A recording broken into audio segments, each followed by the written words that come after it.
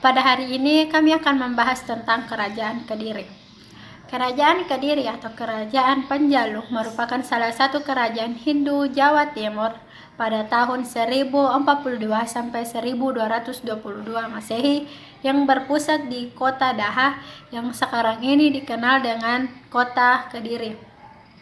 Kota Daha sendiri sudah ada sebelum Kerajaan Kediri didirikan dan merupakan singkatan dari Dahanapura yang memiliki arti kora api. Hal ini bisa dilihat dari sebuah prasasti pamuatan dari Airlangga pada tahun 1042 Masehi. Dan pada akhir tahun 1042 Masehi, Airlangga secara terpaksa membagi kerajaannya sebab perebutan tahta dari dua orang putranya, yakni Sri Samarawijaya yang mendapat kerajaan Barat Panjalu di kota baru Daha dan Mapanji Garasakan mendapat kerajaan timur yakni Janggala di kota lama Kahuripan. Awalnya nama Panjalu lebih sering digunakan dibandingkan dengan Kediri yang terbukti dari beberapa prasasti-prasasti peninggalan raja-raja Kediri. Nama Panjalu sendiri dikenal dengan Pucialung pada kronik Cina yakni Lingua Taita tahun 1178.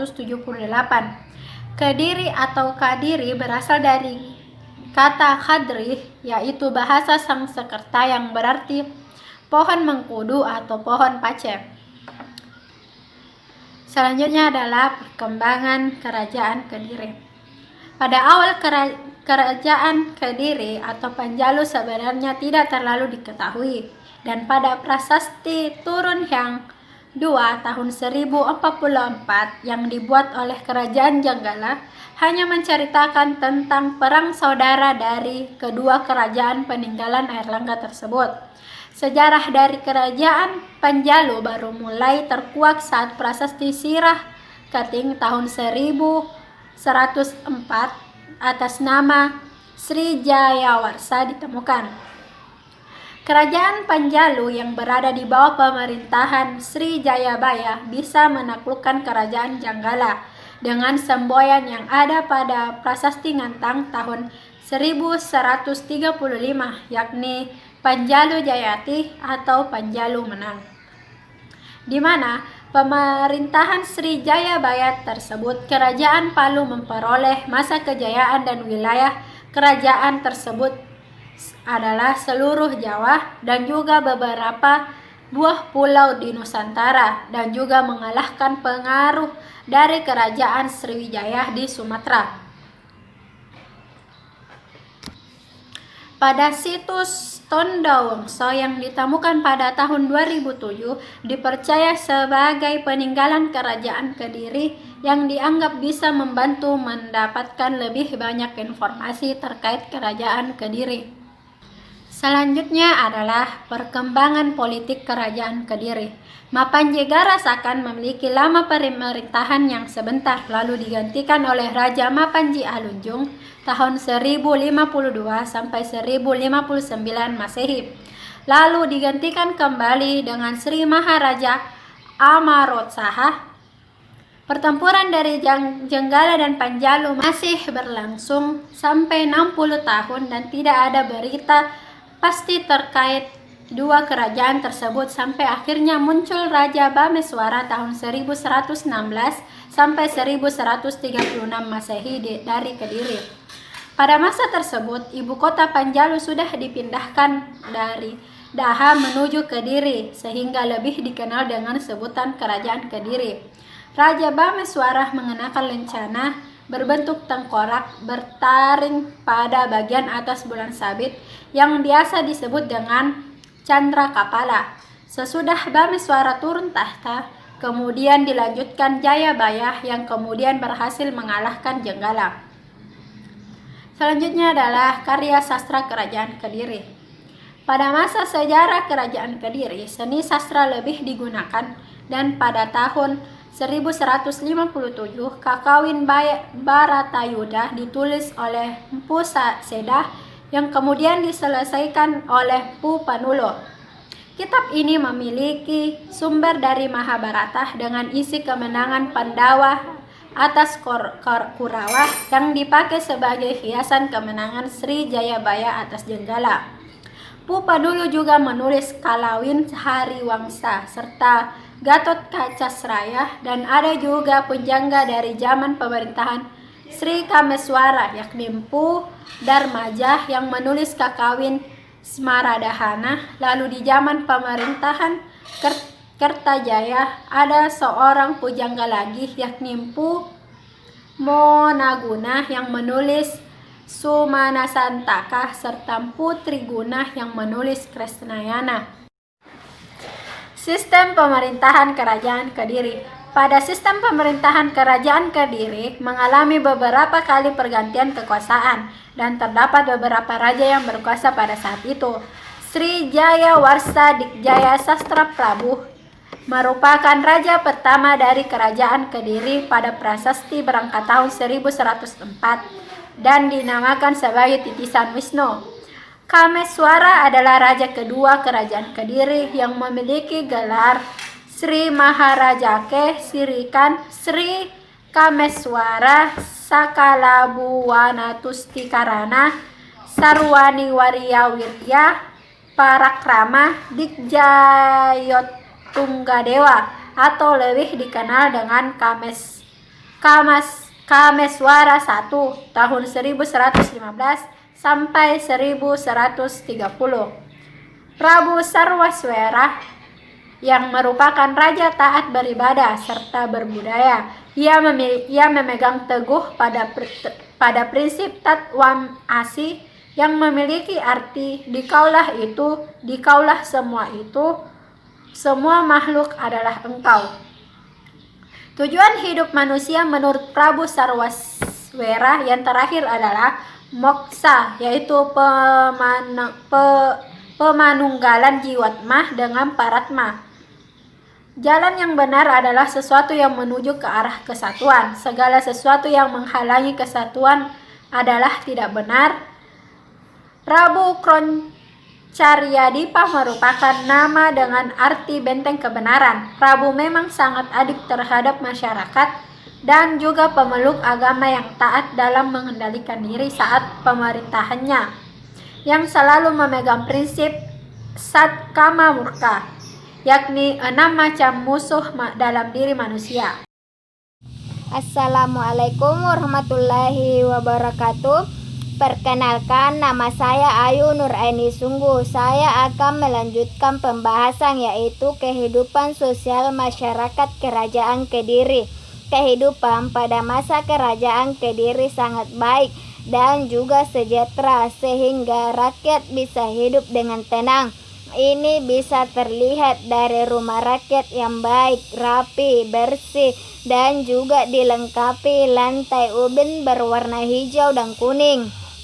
Sedangkan penduduknya menggunakan kain sampai bawah lutut. Kehidupan masyarakat Kerajaan Kediri sangat damai dan tenang, sehingga seni kesusastraan berkembang lebih maju adalah seni sastra dan bisa dilihat dari begitu banyak sastra sampai sekarang. Pembahasan selanjutnya, golongan masyarakat Kerajaan Kediri. Masyarakat pada masa Kerajaan Kediri dibagi menjadi 3 kedudukan golongan, yaitu golongan pertama, masyarakat pusat kerajaan, masyarakat yang ada dalam lingkungan raja serta beberapa kerabat dalam kelompok pelayang. Selanjutnya, golongan masyarakat tani daerah. Golongan yang terdiri dari petugas pemerintahan atau pejabat pada wilayah tani atau daerah. Selanjutnya, golongan masyarakat non-pemerintah. Golongan masyarakat yang tidak memiliki kedudukan serta hubungan dengan pemerintah atau masyarakat wiraswasta. Pembahasan selanjutnya, kehidupan perekonomian Kerajaan Kediri. Di dalam kehidupan perekonomiannya pada masa Kerajaan Kediri memiliki usaha perdagangan, pertanian, serta peternakan. dan dikenal sebagai penghasil kapas, beras, serta ulat sutra, menyebabkan kerajaan Kediri terbilang makmur dan bisa terlihat dari kerajaan yang memberikan penghasilan tetap untuk pegawai berupa hasil bumi, dan juga dapat keterangan kitab Sifansi serta kitab Lingwai Taita. Pembahasan selanjutnya, raja-raja kerajaan Kediri. Berikut adalah daftar nama dari pembahasan selanjutnya, raja-raja kerajaan Kediri. Berikut adalah daftar nama dari raja-raja yang pernah memerintah di Daha, ibu kota Kediri. Yang pertama Airlangga, kedua Sri Samarawijaya, ketiga Sri Jayawarsa, keempat Sri Bameswara, kelima Sri Jayabhaya, keenam Sri Areswara, ketujuh Sri Ganda, kedelapan Sri Sarweswera, kesembilan Sri Gameswara, yang terakhir yaitu Sri Kertajaya.